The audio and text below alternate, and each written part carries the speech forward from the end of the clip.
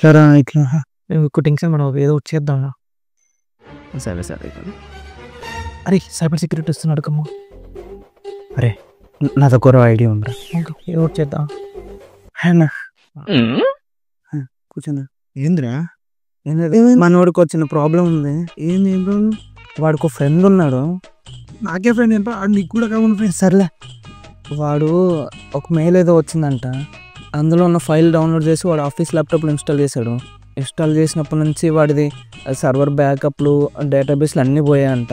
Applications ఏవి సరిగ్గా run అవ్వట్లేదంటే. ఇప్పుడు ఆడు అలా సైబర్ సెక్యూరిటీకి ఎక్కడ తెలుస్తుంది అని తెగ టెన్షన్ పడిపోతున్నాడు. తెలిస్తే ఆడి పరిస్థితి ఏంటంటారు? నరుకుతారు నరుకుతారు. అదంటే ఫ్యాక్టరీస్ ఫ్యామిలీ. మన ఫ్యామిలీలో అలాంటివి ఏమి ఉండవు కదా. కలిసి భోజనం చేయటాలు, అనురాగాలు, అనుబంధాలు. ఏమన్నా టీవీ సీరియల్ అనుకున్నావా?